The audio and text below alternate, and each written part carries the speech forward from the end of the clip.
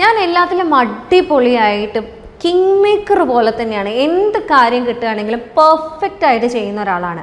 പക്ഷെ വൈഫിൻ്റെ മുന്നിൽ ഡോക്ടറെ ഞാൻ എന്നും നാണം കെട്ട് നാറി നിൽക്കുന്നൊരവസ്ഥ ഉണ്ടാവാറുണ്ട് എന്ന് പറയുന്ന പല ആളുകളുണ്ട്. അപ്പോൾ അവരുടെ കാരണം എന്താണെന്ന് ചോദിച്ചു കഴിഞ്ഞാൽ അവർ പറയും ഭയങ്കര മൂഡോട് കൂടെ പലതും ചെയ്യണം, അങ്ങനെ ആക്കണം ഇങ്ങനെ ആക്കണം അതൊക്കെ ചെയ്യണം എന്നൊക്കെ വിചാരിച്ച് ബെഡ്റൂമിലേക്ക് പോകും. പക്ഷേ എല്ലാം 1-2 മിനിറ്റിനുള്ളിൽ അങ്ങ് തീർന്നു പോവാണ് ഡോക്ടറെ. പലപ്പോഴും വൈഫ് എന്നെ ചോദിക്കാറുണ്ട് പറ്റണില്ല എന്നാണെങ്കിൽ പിന്നെ എന്തിനാ ഈ പണിക്ക് വരുന്നത് എന്നുള്ള രീതിയിൽ. എപ്പോഴും ഒരു ഭയങ്കര അപകർഷതാബോധമാണ്. വൈഫിൻ്റെ മുന്നിൽ ഫേസ് ചെയ്യാൻ പറ്റുന്നില്ല. നമുക്കുള്ളിൽ ആഗ്രഹമുണ്ട്, പക്ഷേ അവർക്കൊന്നും ചെയ്തു കൊടുക്കാൻ പറ്റുന്നില്ലല്ലോ എന്നുള്ളതുകൊണ്ട് ഇതിനെ അടക്കി പിടിക്കുകയാണ്. എനിക്കാണെങ്കിൽ തന്നെ ഇത് കംപ്ലീറ്റ് ആയിട്ട് കഴിഞ്ഞു കഴിഞ്ഞാലും ഒരു കഴിഞ്ഞു എന്നുള്ളൊരു ഫീലിംഗ് കിട്ടുന്നില്ല എന്നുള്ളൊരു ഭയങ്കരമായിട്ടുള്ളൊരു മെൻ്റൽ സ്ട്രെസ്സിലാണ് ഞാൻ നിൽക്കുന്നത് എന്നുള്ളത് പലപ്പോഴും പല പേഷ്യൻസും നമ്മളടുത്ത് വന്ന് പറഞ്ഞിട്ടുണ്ട്. അപ്പോൾ ഇതിനെയാണ് ശീഘ്രസ്ഖലനം എന്നുള്ളത് നമ്മൾ ഓമന പേരിട്ട് വിളിക്കുന്നത്. അപ്പം എന്താണ് ശീഘ്രസ്ഖലനം, എന്തൊക്കെയാണ് അല്ലെങ്കിൽ എന്തൊക്കെ കാരണത്താലാണ് ശീഘ്രസ്ഖലനം വരുന്നത്, എങ്ങനെ നമുക്കതിനെ ട്രീറ്റ് ചെയ്യാം, നമുക്ക് വീട്ടിലിരുന്നുകൊണ്ട് എന്തൊക്കെ ചെയ്ത് കഴിഞ്ഞാൽ എത്രത്തോളം മാറ്റം ഉണ്ടാവും എന്നുള്ളതൊക്കെയാണ് നമ്മൾ ഇന്നത്തെ വീഡിയോയിൽ ഡിസ്കസ് ചെയ്യുന്നത്. ഞാൻ ഡോക്ടർ ഹിബ അബ്ദുൽ മജീദ്, ഡോക്ടർ ഹിബ സാരോവിയ, പെരിന്തൽമണ്ണ, മലപ്പുറം ജില്ല.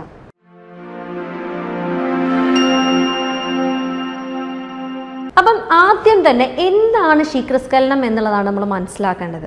ശീഘ്രസ്ഖലനം എന്ന് പറയുന്നത് യഥാർത്ഥത്തിൽ നിങ്ങൾ ആഗ്രഹിക്കുന്ന സമയത്തിന് മുന്നേ നിങ്ങൾക്ക് സ്ഖലനം വരുന്നുണ്ട് എന്നുണ്ടെങ്കിൽ, അതായത് പ്രീമച്യൂർ ഇജാക്കുലേഷൻ, നിങ്ങൾ സാധാരണഗതിയിൽ ടെക്സ്റ്റ് ബുക്ക് ഡെഫിനിഷൻ ആണെന്നുണ്ടെങ്കിൽ 1 മിനിറ്റ് അല്ലെങ്കിൽ അതിന് താഴെ നിങ്ങൾക്ക് ശുക്ലം പുറത്തേക്ക് പാസ് ചെയ്ത് പോകുന്നുണ്ട് എന്നുണ്ടെങ്കിൽ അതിനെ ശീഘ്രസ്ഖലനം എന്ന് വിളിക്കുക എന്നുള്ളതാണ്. അതേപോലെ തന്നെ പറയാനുള്ളത് നിങ്ങൾക്കതിൽ മാനസിക തൃപ്തിയില്ല എന്നാണെന്നുണ്ടെങ്കിൽ അതിന് ശീഘ്രസ്ഖലനം എന്ന് പറയുന്നത്. അതായത് ഇപ്പം നിങ്ങൾ ഇപ്പം ഒരു ഉദാഹരണം പറയുകയാണെന്നുണ്ടെങ്കിൽ പലപ്പോഴും പേഷ്യൻസ് വന്ന് പറയാറുള്ളത് എനിക്കുള്ള ടൈമിങ് അല്ലെങ്കിൽ എൻ്റെ ഫ്രണ്ടിനുള്ള ടൈം എനിക്ക് കിട്ടണില്ല, അപ്പോൾ എനിക്ക് ടൈം കൂടുതൽ കിട്ടാനുള്ള മരുന്ന് വേണം എന്ന് പറഞ്ഞിട്ടാണ്. ശരിക്കും അതിനൊരു ആവശ്യമില്ല. അല്ലെങ്കിൽ വേറെ ആളുകൾ പറയാറുണ്ട് എനിക്ക് കുഴപ്പമൊന്നുമില്ല, ഞാൻ കഴിഞ്ഞു പോകുമ്പോൾ ഞാൻ ഹാപ്പിയാണ്, എനിക്ക് മാനസികമായിട്ട് തൃപ്തി വരാറുണ്ട്, പക്ഷേ എൻ്റെ പങ്കാളിയെ തൃപ്തിപ്പെടുത്താൻ എനിക്ക് കഴിയുന്നില്ല, അപ്പം ഞാൻ എന്ത് ചെയ്യും, അതിന് വേണ്ടിയിട്ടാണ് ഞാൻ നിങ്ങളെ കൺസൾട്ട് ചെയ്യുന്നത് എന്നുള്ളത്. ശരിക്കും പറയുകയാണെങ്കിൽ ഈ കേസിൽ നിങ്ങൾക്ക് മെഡിസിൻ്റെ ഒരു ആവശ്യമില്ല, അല്ലെങ്കിൽ നിങ്ങൾ തന്നെ ട്രീറ്റ് ചെയ്യേണ്ട ഒരു ആവശ്യമില്ല. ഇതിൽ നിങ്ങളുടെ സാറ്റിസ്ഫാക്ഷനാണ് നിങ്ങൾ ചെക്ക് ചെയ്യേണ്ടത്. നിങ്ങൾക്ക് സാറ്റിസ്ഫൈഡ് ആവുന്നുണ്ടോ അത് നിങ്ങളുടെ നോർമൽ ടൈമാണ്. വേറൊരാൾക്ക് ചിലപ്പോൾ ആ ഒരു ടൈമിൽ സാറ്റിസ്ഫാക്ഷൻ കിട്ടിക്കൊള്ളണം എന്നില്ല, അല്ലെങ്കിൽ ചിലർക്ക് അത്രയും ടൈം വേണ്ടി വരാറില്ല. അപ്പം ഇതിൽ മെയിനായിട്ട് പറയാനുള്ളത് നിങ്ങളുടെ പങ്കാളിക്ക് ആ ഒരു സാറ്റിസ്ഫാക്ഷൻ കിട്ടുന്നില്ല അല്ലെങ്കിൽ അവർക്ക് രതിമൂർച്ചയിൽ എത്താൻ പറ്റുന്നില്ല എന്നതിന് നിങ്ങൾ ആക്ച്വലി ട്രീറ്റ്മെൻറ്റ് എടുക്കേണ്ടതില്ല. അവിടെ നിങ്ങൾ എന്താ ചെയ്യേണ്ടതെന്ന് വെച്ചാൽ നിങ്ങൾക്ക് ആ ഒരു ഫോർപ്ലേ കറക്റ്റായിട്ട് നടക്കുന്നുണ്ടോ എന്നുള്ളത് നോക്കുക. അവർ തമ്മിലുള്ള, നിങ്ങളും നിങ്ങളുടെ പങ്കാളിയും തമ്മിലുള്ള ആ ഒരു മാനസിക ഐക്യമുണ്ടോ, അല്ലെങ്കിൽ നിങ്ങൾ ആ ഒരു മൈൻഡ് ബോണ്ടിങ്ങിലൂടെയാണോ നിങ്ങൾ ഈ ഒരു സെക്സിലേക്ക് ഏർപ്പെടാൻ വരുന്നത് എന്നുള്ളതൊക്കെയാണ് ആക്ച്വലി നിങ്ങളിവിടെ ശ്രദ്ധിക്കേണ്ടത്. അതുപോലെ നിങ്ങളുടെ ബാക്കി ഫോർപ്ലേ കാര്യങ്ങളൊക്കെ നല്ല രീതിയിൽ നടക്കുന്നുണ്ടെന്നുണ്ടെങ്കിൽ സ്വാഭാവികമായിട്ടും നിങ്ങളുടെ പങ്കാളിയെയും രതിമൂർച്ചയിലേക്ക് എത്തിക്കാൻ ഒരു ബുദ്ധിമുട്ടില്ലാതെ നിങ്ങൾക്ക് സാധിക്കും. അപ്പോൾ ഇത് ഒരു വശം.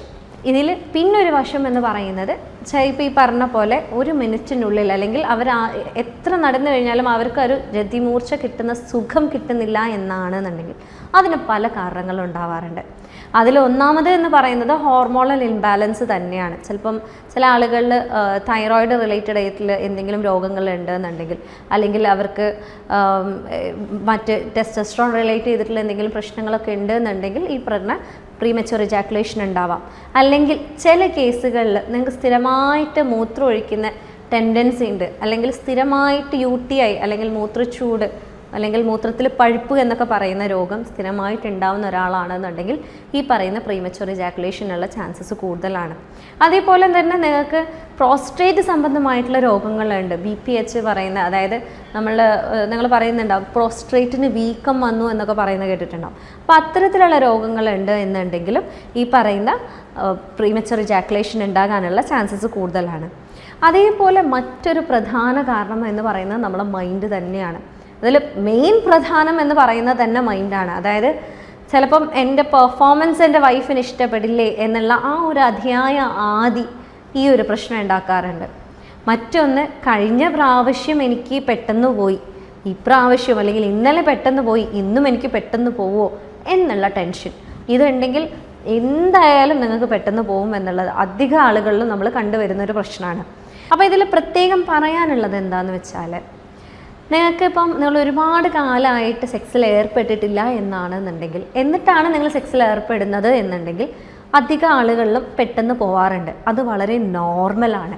അത് കരുതി എനിക്ക് പ്രീമച്വർ ഇജാക്കുലേഷൻ വന്നോ, ഇനി നാളെ അങ്ങനെയാവോ മറ്റന്നാളെ അങ്ങനെയാവോ എന്ന് എല്ലാ തവണയും നിങ്ങൾ ആലോചിക്കുന്നുണ്ട് എന്നുണ്ടെങ്കിൽ ഈ മൈൻഡ് ഫാക്ടർ അവിടെ കടന്ന് എന്തായാലും നിങ്ങൾക്ക് പെട്ടെന്ന് ഇജാക്കുലേഷൻ നടത്തും. അപ്പം ഇത് ഫസ്റ്റ് നിങ്ങൾ മനസ്സിൽ വെക്കുക. അതേപോലെ പിന്നെ പറയാനുള്ള ഒരു പ്രധാന കാരണം ഇപ്പം എൻ്റെ ക്ലിനിക്കിൽ വരുമ്പം എനിക്ക് അധികവും കിട്ടുന്ന ഒരു കാരണം എന്ന് പറയുന്നത് അമിതമായിട്ടുള്ള പോൺ അഡിക്ഷൻ അല്ലെങ്കിൽ അമിതമായിട്ടുള്ള സ്വയംഭോഗമാണ്. അപ്പോൾ അതിൻ്റെ ഒരു വലിയ കാരണം എന്ന് പറയുന്നത്, നിങ്ങൾ സ്വയംഭോഗം ചെയ്യുന്ന സമയത്ത് നിങ്ങൾ അതിൻ്റെ ഗ്രിപ്പ്, അതിൻ്റെ സ്പീഡ്, അതിൻ്റെ സ്ട്രോക്ക്, അതിൻ്റെ ആ ഒരു നിങ്ങളുടെ സെൻഷ്വാലിറ്റി, നിങ്ങൾ കാണുന്ന കാര്യം, ഇതൊക്കെ നിങ്ങൾ നോർമൽ സെക്സിലേക്ക് വരുമ്പോൾ ഡിഫറെൻ്റ് ആണ്. അപ്പം ഇതിൽ എങ്ങനെയാണെന്ന് വെച്ചാൽ, നോർമൽ സെക്സിൽ നിങ്ങൾക്ക് ഒരിക്കലും ആ ഒരു സ്പീഡ് ഉണ്ടാവില്ല, അല്ലെങ്കിൽ ആ ഒരു ഗ്രിപ്പ് നിങ്ങൾക്ക് കിട്ടില്ല, അല്ലെങ്കിൽ ആ ഒരുപാട് വ്യത്യാസങ്ങൾ അവിടെ വരുന്നുണ്ട്. പിന്നെ ഇതിൽ വേറെ പറയാനുള്ളൊരു കാരണം എന്ന് പറയുന്നത്, നിങ്ങൾ മാസ്റ്റുർബേഷൻ ചെയ്യുന്ന സമയത്ത് അധികവും പെട്ടെന്ന് പോകാനുള്ള ഒരു ടെൻഡൻസി ഉണ്ട്. അതായത് അധികം നമ്മളെ ബോഡി തന്നെ പെട്ടെന്ന് പോകണം എന്നുള്ള രീതിയിലാണ് നമ്മൾ മാസ്റ്റുർബേറ്റ് ചെയ്യാനുള്ള ചാൻസ് ഉണ്ടാകുന്നത്. അപ്പോൾ ഇങ്ങനെ ആകുമ്പോൾ എന്താണെന്ന് വെച്ചാൽ, ഇത് കൂടെ നമ്മൾ ചെയ്യുമ്പം നമ്മളുടെ ബ്രെയിനിലേക്ക് നമ്മളൊരു വയറിങ് പോലെയാണ്. അത് നമ്മളുടെ ഒരു നമ്മൾ കേട്ടിട്ടുണ്ടാവും, ചില കാര്യങ്ങൾ നമ്മൾ കണ്ടിന്യൂസ് ആയിട്ട് ഒരേപോലെ ചെയ്ത് കഴിഞ്ഞാൽ നമ്മൾ ബ്രെയിൻ അതിനനുസരിച്ച് വയേർഡ് ആവും. അതായത് എൻ്റെ ശരീരത്തിന് പെട്ടെന്ന് പോകുന്നതാണ് ഇഷ്ടം എന്നുള്ള രീതിയിൽ നമ്മൾ ഓട്ടോമാറ്റിക്കലി നമ്മളെ ബോഡീനെ അങ്ങനെ ആക്കിയെടുക്കും, നമ്മളെ ബ്രെയിൻ അങ്ങനെ ആക്കിയെടുക്കും. അപ്പോൾ സ്വാഭാവികമായിട്ടും നിങ്ങൾ കണ്ടിന്യൂസ് ആയിട്ട് മാസ്റ്റുർബേഷൻ ചെയ്തിരുന്ന ഒരാൾ നാളെ ഒരു നോർമൽ സെക്സിലേക്ക് പോകുമ്പോൾ നിങ്ങൾക്ക് സമയം കുറയാനുള്ള ചാൻസ് വളരെ കൂടുതലാണ്. കാരണം അത്ര സമയം എടുത്തിട്ടേ നിങ്ങൾ മാസ്റ്റുർബേറ്റ് ചെയ്യുന്നുള്ളൂ, അതേപോലെ തന്നെയുള്ള ഗ്രിപ്പ് നിങ്ങൾക്ക് ഇവിടെ കിട്ടുന്നില്ല. അപ്പോൾ അങ്ങനെയൊക്കെ ഒരുപാട് ഇഷ്യൂസ് ഈ ഒരു മാസ്റ്റുർബേഷൻ അഡിക്ഷൻ കാരണം അല്ലെങ്കിൽ പോൺ അഡിക്ഷൻ കാരണം നിങ്ങൾക്ക് ഉണ്ടാകാനുള്ള ചാൻസസ് കൂടുതലാണ്. അപ്പം ഇനി നിങ്ങൾ എങ്ങനെയാണ് ഇതിനെ മറികടക്കേണ്ടത് എന്നുള്ളതാണ് നമുക്ക് നോക്കേണ്ടത്. അപ്പോൾ ഇതിൽ ആദ്യം തന്നെ പറയാനുള്ളത്, നിങ്ങൾക്ക് തൈറോയിഡ് ഇഷ്യൂസ് ഉണ്ട്, അല്ലെങ്കിൽ പ്രോസ്റ്റേറ്റ് ഗ്രന്ഥി ഇഷ്യൂസ് ഉണ്ട്, അല്ലെങ്കിൽ റിപ്പീറ്റഡ് ആയിട്ട് മൂത്ര സംബന്ധമായിട്ടുള്ള പ്രശ്നങ്ങൾ ഉണ്ട് എന്നുണ്ടെങ്കിൽ ഫസ്റ്റ് അതിനുള്ള ട്രീറ്റ്മെൻറ്റ് എടുക്കുക. അതെന്തായാലും അവിടെ ചെയ്യുന്നുണ്ട് എന്നുള്ളത് ഉറപ്പ് വരുത്തുക. അതൊരു സൈഡ്. രണ്ടാമതായിട്ട് പറയാൻ ഉദ്ദേശിക്കുന്നത്, നിങ്ങളെ മൈൻഡ് അതിനു വേണ്ടി പ്രിപ്പയർ ചെയ്യുക. മനസ്സുകൊണ്ട് ഞാൻ ഇന്ന് ഓക്കെയാണ്, എനിക്കൊരു പ്രശ്നവുമില്ല, ഞാൻ ആഗ്രഹിക്കുന്ന രീതിയിൽ തന്നെ ഇന്ന് ബന്ധപ്പെടാൻ കഴിയും എന്നുള്ള ഒരു ദൃഢമായിട്ടുള്ളൊരു വിശ്വാസം നിങ്ങളിൽ തന്നെ നിങ്ങൾ അർപ്പിക്കുക എന്നുള്ളതാണ്. അതേപോലെ മറ്റൊരു കാര്യം എന്ന് പറയുന്നത്, ഇപ്പം നിങ്ങൾ ഇതിൽ പറയാനുള്ളത്, മെഡിസിൻ പോലെ തന്നെ ഇമ്പോർട്ടൻ്റ് ആയിട്ടുള്ള ഒരു ഘടകമാണ് എക്സസൈസ് എന്ന് പറയുന്നത്. പല ആളുകൾക്കും അറിയില്ല എന്ത് എക്സസൈസാണ് ശരിക്ക് പ്രീമച്വർ ഇജാക്കുലേഷൻ അല്ലെങ്കിൽ ഈ ഒരു ഇജാക്കുലേഷൻ പ്രോബ്ലത്തിന് എന്ത് എക്സസൈസാണ് ചെയ്യേണ്ടത് എന്നുള്ളത്. അപ്പോൾ ഞാൻ പറഞ്ഞു തരികയാണ്, നിങ്ങൾ ഇനി ഡെയിലി ചെയ്യേണ്ട ഒരു എക്സസൈസാണ്. വെറും 3 മിനിറ്റിൽ അപ്പുറം എന്തായാലും ഇതെടുക്കാൻ പോകുന്നില്ല നിങ്ങൾ ഒരു ലൈഫ് ടൈമിൽ. അപ്പോൾ ഇതിൽ പറയാനുള്ളത് എന്താണെന്ന് വെച്ചാൽ, നിങ്ങൾ എങ്ങനെയാണോ നിങ്ങളെ വയറകത്തേക്ക് പിടിക്കുന്നത് അതൊന്ന് പിടിച്ചു നോക്കിയാൽ, നിങ്ങളൊന്ന് വയറകത്തേക്ക് വലിച്ചു പിടിക്കുമ്പം സ്വാഭാവികമായിട്ടും നിങ്ങളുടെ ആ ഒരു മസിലിനെ നിങ്ങൾ അകത്തേക്ക് വലിച്ചു പിടിക്കുന്നുണ്ട്, നിങ്ങളുടെ ശ്വാസത്തിനെ നിങ്ങളൊന്ന് റെഗുലേറ്റ് ചെയ്യുന്നുണ്ട് അല്ലേ? അതേപോലെ തന്നെ നിങ്ങൾ മൂത്രം ഒഴിക്കുന്ന ടൈമിൽ എങ്ങനെയാണോ വയറ് പിടിച്ചു വെച്ചിരുന്നത് അതേപോലെ തന്നെ മനസ്സുകൊണ്ട് മൂത്രം ഒഴിക്കണ്ട എന്ന് വെക്കുക, അതായത് മൂത്രത്തെ പിടിച്ചു വെക്കുക. അപ്പോൾ അവിടെ എന്താ ചെയ്യുന്നത്, നിങ്ങൾ അവിടെ ഒരു മസിലിനെ നിങ്ങളെ മനസ്സുകൊണ്ട് കൺട്രോൾ ചെയ്ത് വലിച്ചു പിടിക്കുന്നുണ്ട്. അതേപോലെ നിങ്ങളെ ബ്രീത്തിങ്ങിനെ ഒന്ന് നിങ്ങൾ റെഗുലേറ്റ് ചെയ്യുന്നുണ്ട്. ഇത് എക്സസൈസ് അല്ല, ഇത്രയും നേരം പറഞ്ഞത് എക്സസൈസേ അല്ല. നിങ്ങൾ എന്നിട്ട് മൂത്രം ഒഴിച്ച് കളയണം. ഓക്കെ, ഇത് കളഞ്ഞതിന് ശേഷമാണ് ഞാൻ എക്സസൈസിൻ്റെ കാര്യം പറയുന്നത്. അതായത് മൂത്രം ഒഴിച്ച് കളഞ്ഞതിന് ശേഷം നിങ്ങൾ റൂമിൽ വന്ന് കിടക്കുക. എങ്ങനെയാണോ നിങ്ങൾ മൂത്രം പിടിച്ച് വെച്ചിരുന്നത്, അതായത് നിങ്ങളുടെ ആ ഒരു ബ്രീത്തിങ്ങും ആ ഒരു മസിലിനെ വലിച്ചു പിടിച്ചത് എങ്ങനെയാണോ അതേപോലെ നിങ്ങൾ കിടന്നതിന് ശേഷം വലിച്ചു പിടിക്കുക. ഫസ്റ്റിലൊക്കെ നല്ല ബുദ്ധിമുട്ടുണ്ടാകും, പെട്ടെന്നൊന്നും നിങ്ങൾക്കത് ചെയ്യാൻ കഴിയില്ല. കാരണം കിടന്നുകൊണ്ട് ആ ഒരു വലിച്ചു പിടിക്കുന്നതും ശ്വാസം റെഗുലേറ്റ് ചെയ്യുന്നതൊക്കെ ബുദ്ധിമുട്ടുണ്ടാകും. പക്ഷേ അത് റിപ്പീറ്റഡ് ആയിട്ട് ചെയ്ത് നിങ്ങൾ ഓക്കെ ആയതിനു ശേഷം, നിങ്ങൾ പഠിച്ചതിന് ശേഷം എങ്ങനെയാണോ നിങ്ങൾ വലിച്ചു പിടിച്ചിരുന്നത് അതിന് 3 സെക്കൻഡ് വലിച്ചു പിടിക്കുക. അതായത് ഇപ്പം നിങ്ങൾ വലിച്ചു പിടിക്കുന്നു, 3 സെക്കൻഡ് വെക്കുന്നു, റിലാക്സ് ചെയ്യുന്നു, വീണ്ടും 3 സെക്കൻഡ് വലിച്ചു പിടിക്കുന്നു, വീണ്ടും റിലാക്സ് ചെയ്യുന്നു, വീണ്ടും 3 സെക്കൻഡ് വലിച്ചു പിടിക്കുന്നു, വീണ്ടും റിലാക്സ് ചെയ്യുന്നു. ഇങ്ങനെ നിങ്ങൾ 30 തവണ, അതായത് 10 10 10 3 സെറ്റായിട്ട് ഡെയിലി ചെയ്യുന്നുണ്ട് എന്ന് ഉറപ്പുവരുത്തുക. ഇങ്ങനെ ഡെയിലി ചെയ്തതിന് നിങ്ങൾ ഓക്കെ ആണ്, 3 സെക്കൻഡ് നിങ്ങൾക്ക് ഒരു ബുദ്ധിമുട്ടില്ലാതെ ചെയ്യാൻ പറ്റുന്നുണ്ട് എന്നൊരു സാഹചര്യത്തിലേക്ക് എത്തിക്കഴിഞ്ഞാൽ പിന്നീട് നിങ്ങൾ അതിനെ 5 സെക്കൻഡ് ആക്കുക, 10 സെക്കൻഡ് ആക്കുക, 15 സെക്കൻഡ് ആക്കുക, അങ്ങനെ 20 സെക്കൻഡിലേക്ക് വരെ എത്തിക്കാം. ഇത് പ്രത്യേകം എനിക്ക് പറയാനുള്ളത്, ഒരു കാരണവശാലും ഇതൊക്കെ എന്നെ കൊണ്ട് ഇനിയും ചെയ്യാൻ പറ്റുമല്ലോ എന്ന് വിചാരിച്ച് ഒറ്റയടിക്ക് നിങ്ങൾ 3 സെക്കൻഡ് 5 സെക്കൻഡ് 10 സെക്കൻഡ് എന്നുള്ളത് പെട്ടെന്ന് ചെയ്ത് പഠിക്കാൻ പോകരുത്. കാരണം എന്താണെന്ന് വെച്ചാൽ നിങ്ങൾക്ക് തന്നെ അറിയുന്നുണ്ടാവും, എക്സസൈസ് ചെയ്യാതെ നിങ്ങൾ പെട്ടെന്ന് നല്ല രീതിയിൽ വർക്കൗട്ട് ചെയ്താൽ പിറ്റത്തെ ദിവസം നിങ്ങൾക്ക് എണീറ്റ് നടക്കാൻ കഴിയില്ല. അപ്പോൾ അതേപോലെ തന്നെ ഇവിടെയും നിങ്ങൾ ഓവറായിട്ട് വർക്കൗട്ട് ചെയ്ത് കഴിഞ്ഞാൽ, ഈ ഒരു എക്സസൈസ് ഓവറായിട്ട് ചെയ്ത് കഴിഞ്ഞാൽ ഭയങ്കര പെയിൻഫുള്ളായി മൂത്രം ഒഴിക്കുന്നത് പോലും നിങ്ങൾക്ക് ഭയങ്കര ബുദ്ധിമുട്ടാവാനുള്ള ചാൻസ് ഉണ്ട്.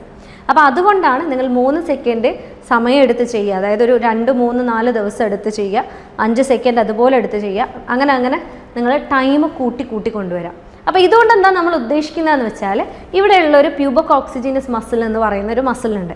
ഈ മസിൽ നമ്മൾക്ക് ആക്ച്വലി ഈ ഒരു ഇജാക്കുലേഷനെ കൺട്രോൾ ചെയ്യണം. എങ്ങനെയാണോ നിങ്ങൾ മൂത്രത്തിനെ കൺട്രോൾ ചെയ്യുന്നത് അതേപോലെ തന്നെ നിങ്ങളുടെ ശുക്ലത്തിനെ കൺട്രോൾ ചെയ്യാൻ ഹെൽപ്പ് ചെയ്യുന്ന ഒരു മസിലാണ്. അപ്പം ഇത് നിങ്ങൾ റിപ്പീറ്റഡ്ലി ചെയ്യുമ്പം അതിൻ്റെ കൂടെ നിങ്ങളുടെ മൈൻഡിനെ റിലാക്സ് ചെയ്യുക. എന്നിട്ടും പറ്റുന്നില്ല എന്നാണെങ്കിൽ മെഡിക്കേഷൻസ് എടുക്കുകയാണെന്നുണ്ടെങ്കിൽ എന്തായാലും നിങ്ങളുടെ ഈ ഒരു പ്രശ്നത്തിന് കംപ്ലീറ്റ് ആയിട്ട് നമുക്ക് പരിഹരിച്ച് കൊണ്ടുവരാൻ പറ്റും. അതേപോലെ തന്നെ ഇതിൻ്റെ കൂടെ പറയാനുള്ളത്, നിങ്ങൾ കുറച്ച് ഫുഡ് കാര്യങ്ങൾ നിങ്ങളുടെ വീട്ടിൽ ശ്രദ്ധിക്കുകയാണെങ്കിൽ ഒന്നും കൂടെ ബെറ്റർ ആയിട്ട് നിങ്ങൾക്ക് നിങ്ങളുടെ ഈ ഒരു സമയത്തിന് റെഗുലേറ്റ് ചെയ്യാൻ പറ്റും. അതിലൊന്നെന്ന് പറയുന്നതാണ് നമ്മളുടെ ഒമേഗ 3 ഫാറ്റി ആസിഡ്സ്. അത് ഈ ഒരു ഭാഗത്തേക്കുള്ള രക്തയോട്ടം നല്ല രീതിയിൽ റെഗുലേറ്റ് ചെയ്യും, നിങ്ങളുടെ സെക്ഷൽ എൻഡ്യൂറൻസിനെ നല്ല രീതിയിൽ കൺട്രോൾ ചെയ്യാനും ഹെൽപ്പ് ചെയ്യുന്ന ഒന്നാണ്. അതേപോലെ തന്നെ മറ്റൊന്നാണ് പോമിഗ്രാനറ്റ്, അല്ലെങ്കിൽ അനാറ് എന്ന് പറയുന്നത്, അതേപോലെ വത്തക്ക അല്ലെങ്കിൽ നമ്മളുടെ വാട്ടർമെലൺ എന്ന് പറയുന്നത്. ഇതൊക്കെ ഈ ഒരു ഭാഗത്തേക്കുള്ള രക്തയോട്ടത്തിന് കൂട്ടാനും അതേപോലെ നിങ്ങളുടെ ശരീരത്തിലുള്ള സർക്കുലേഷൻ കൂട്ടാനും സെക്ഷൽ എൻഡ്യൂറൻസ് കൂട്ടാനും നന്നായിട്ട് ഹെൽപ്പ് ചെയ്യുന്നതാണ്. അപ്പോൾ ഇതിൽ പറയാനുള്ളത്, ഇത്രയും കാര്യങ്ങൾ നിങ്ങൾ ശ്രദ്ധിക്കുകയാണെങ്കിൽ എന്തായാലും നിങ്ങൾക്ക് തന്നെ നിങ്ങളുടെ വീട്ടിലിരുന്നുകൊണ്ട് നിങ്ങളുടെ ഈ ഒരു സമയക്കുറവ് എന്നുള്ള പ്രശ്നത്തിനെ പരിഹരിക്കാൻ പറ്റും. എന്നിട്ടും പറ്റുന്നില്ല എന്നാണെങ്കിൽ നിങ്ങൾക്ക് എന്നെ കോൺടാക്റ്റ് ചെയ്യാവുന്നതാണ്. ഞാൻ ഡോക്ടർ ഹിബ അബ്ദുൽ മജീദ്, ഡോക്ടർ ഹിബാസ് അറോവിയ, പെരിന്തൽമണ്ണ, മലപ്പുറം ജില്ല.